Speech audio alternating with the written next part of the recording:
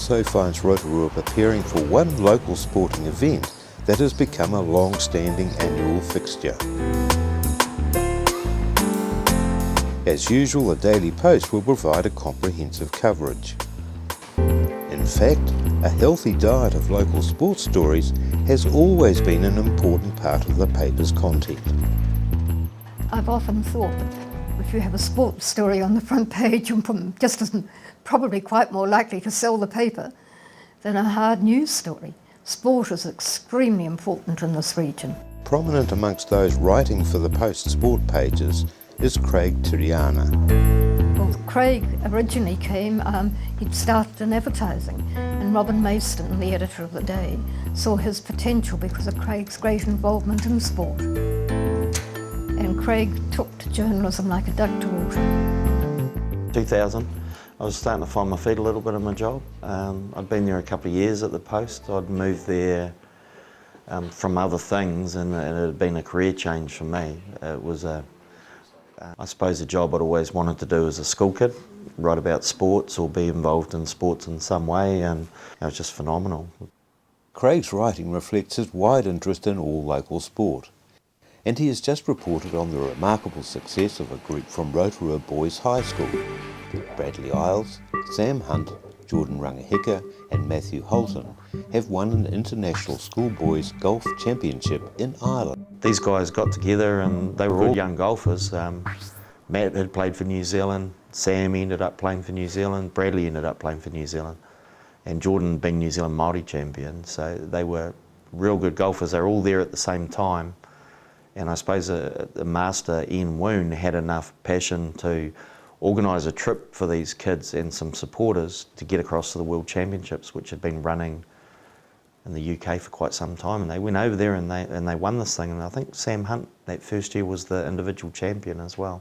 And it sort of kicked off a lot of the great things in that decade for golf in the region. For the moment, the sporting focus is on the upcoming Fletcher Challenge Marathon, the 36th running of this enduring classic.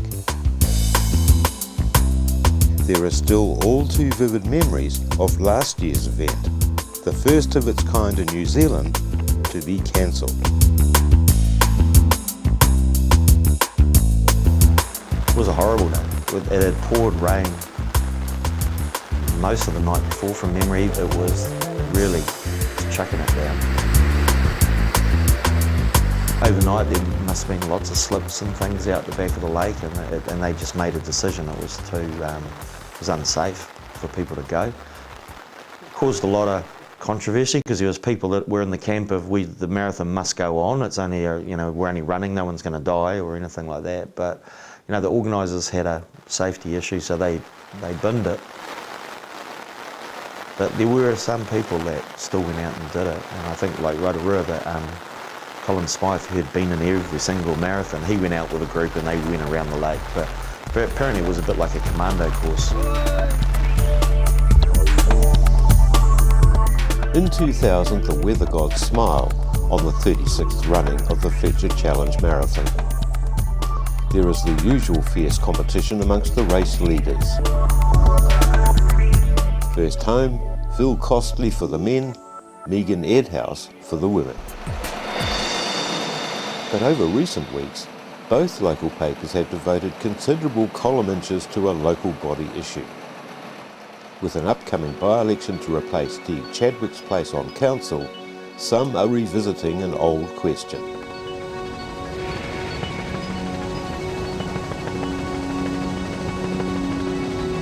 Strong voices are asking for a change from 3 councillors each representing one of 4 wards to a district-wide voting system. Particularly vocal are some representatives of various community ratepayer associations. There are claims that the ward system is not producing the desired level of accountability to the district as a whole, that it limits the voter's choice. There is also evidence that moves for a change will not be quickly achieved. In fact, the council itself is more or less equally divided on the issue. For someone with a rural background like Mayor Hall, there are good reasons for maintaining the system as it is. One of the great things about coming from a rural sector is that you understand their wants and needs and desires. And if you live in town, and as we did, and we had a close association, and I was personally involved in a lot of things in town, like the Polytech. We could understand both sides, what the aims and objectives of the town people were, and I felt quite clearly then that the ward system was the best way to recognise both of those needs and get the best out of the system. And I'm still of that opinion, actually. I still think that wards have got some merit. Long-serving councillor Glenys Sarank sees positives as well as acknowledging shortcomings. Yeah, well, the 3 or 4 of you would talk and put up a fight for something in your area. And then perhaps someone from the north might put up a fight for something in their area. But would they, or would we, put up the same fight if it was a district-wide situation? So it is a strength and it is a weakness. As outspoken as ever, Councillor Lee has added his name to the list of those who want a district-wide system adopted. I think you end up electing mediocre people because the wards, they'll put somebody forward whose whole life is involved in the ward. That's too small an issue. And the result is you get people that are very concentrating on one particular point of issue rather than the whole community. The 7-candidate by-election in the North Ward, which sparked off the debate, is won by Nongataha farmer and businessman Bob Martin, with a 168 vote majority. A 37% voter response is probably an indication of current general disinterest in the whole ward argument. But as a footnote to the ward versus district-wide issue, within weeks the district council puts the question to the vote, and the ward system is retained for the meantime by a majority of 1, the vote of newcomer Bob Martin.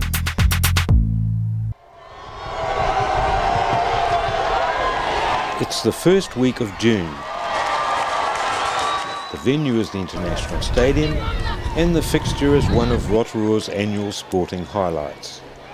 It is college rugby at its best. Rotorua Boys High versus Western Heights. Total commitment, unbridled rivalry. And Craig Turiana was there to report for the Daily Post. The traditional game between Rotorua Boys and Western Heights, still a big one on the calendar, but it's been a long time since it was probably a competitive outing where you didn't know who was going to win. Rotorua Boys High has really got a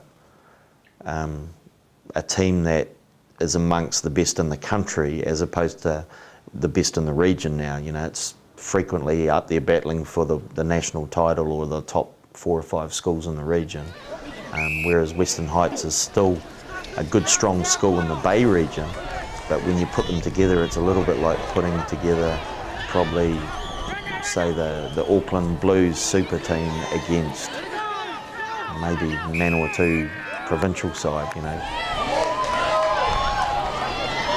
For local rugby aficionados in 2000, this is becoming a rare chance to see Rotorua's top young talent in action. With the advent of the Super 12 competition and rugby's move to a professional basis, the local college game is starting to see potential stars lost to other regions early on. We missed out on a lot of talent from Rotorua Boys High School that started going away because we've got to remember Bay was in the 2nd division. Professional rugby hadn't really had much of a footing here because of our 2nd division years. We'd spent a long time down there while all these other provinces got the jump on us, basically. So there will be a fair degree of interest later in the season, watching whether the Bay of Plenty Steamers will be able to turn faltering fortunes to success in regaining what many would consider a rightful place in 1st Division rugby.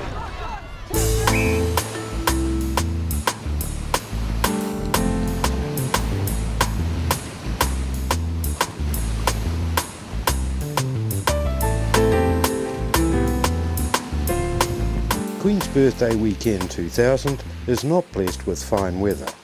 but reports indicate the rainy conditions have not affected visitor numbers. Now that Rotorua is entering the low season, it's time for the visitor industry to take stock of the past year and start looking to the immediate future. Most have done well.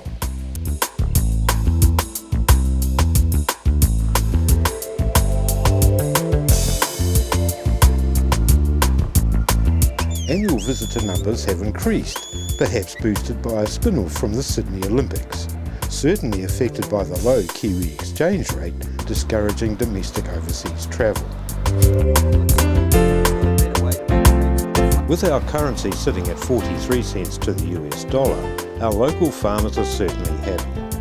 But petrol prices have also been a factor in domestic travel, 9 recent price rises taking a litre of 91 grade to a whopping $1.39.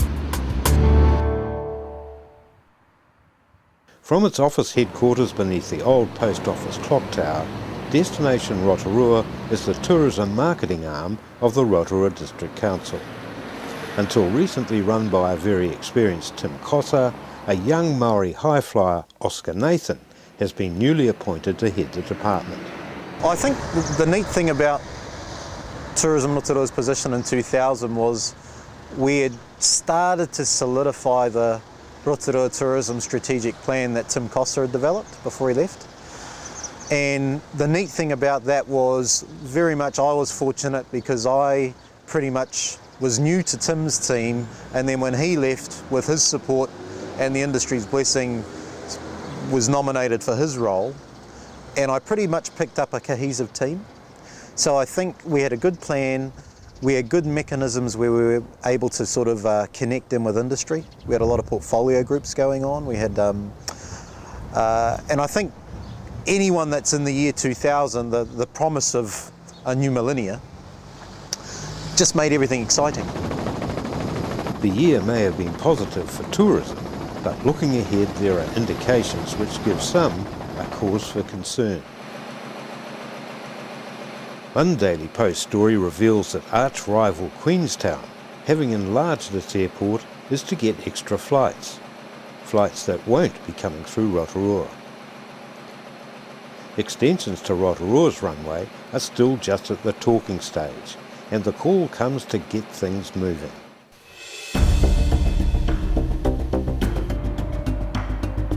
However, for Deputy Mayor Johnny Lepper, a director and district council representative on the board of the company running the Rotorua airport, after years of talk, getting the airport situation moving has already proved easier said than done.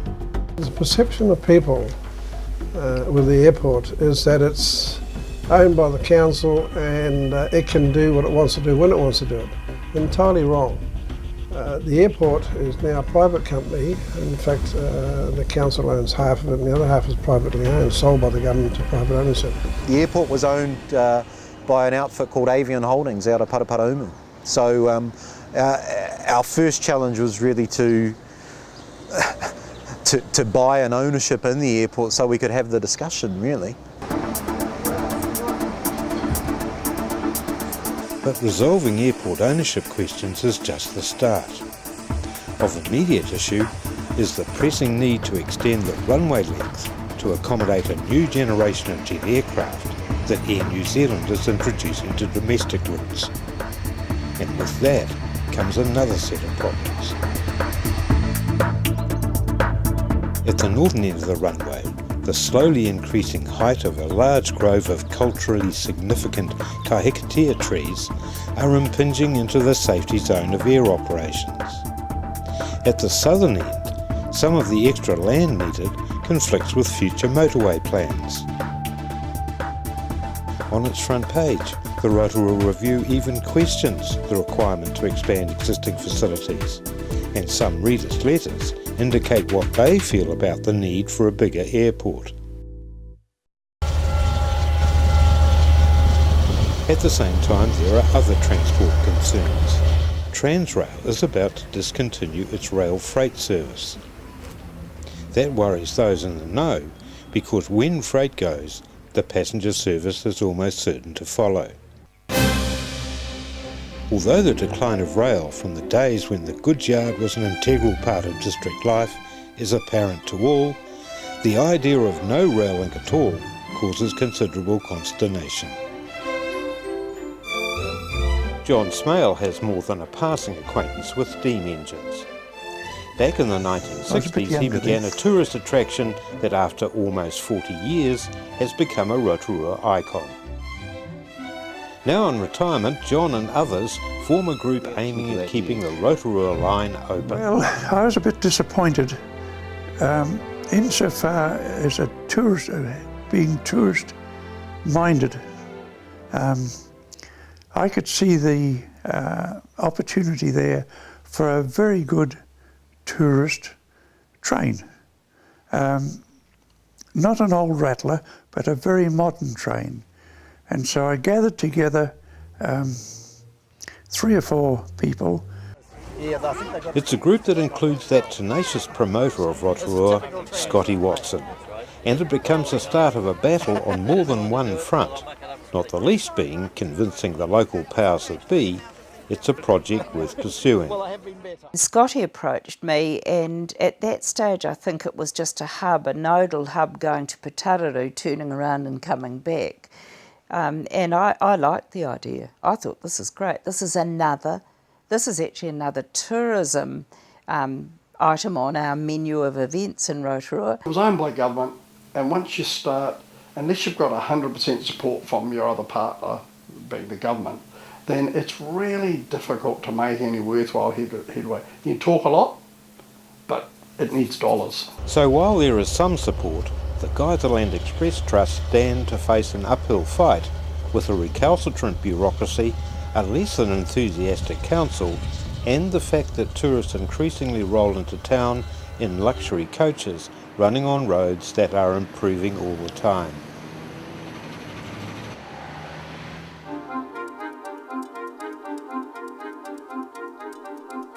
Meanwhile, on the site of the old railway land, the new Rotorua Central Mall is nearly ready to open. This is a busy time for Malcolm Short, who still has his dream of a casino on the drawing board. The countrywide moratorium on casino development expires in a few months. But he is likely to find the mood of Rotorua even less sympathetic than before. Thanks to a legislative loophole, the city has acquired another type of venue for the community's gamblers. Well, rather a lot of venues actually. At last count, there are 230 poker machines installed in 27 Rotorua outlets.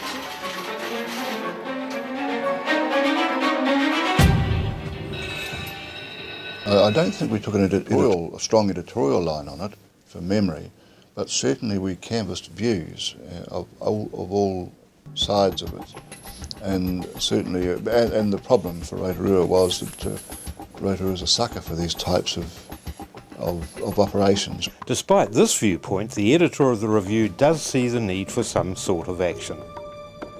The Post reflects the views of those who consider poker machines to be a scourge and a blight on the city's social and economic well-being. But there is a dilemma here. In an even-handed report, the Post also explains that these gambling venues plough a large share of their profits back into the support of many community groups and projects. Small wonder there are other groups wanting to climb on the pokey bandwagon.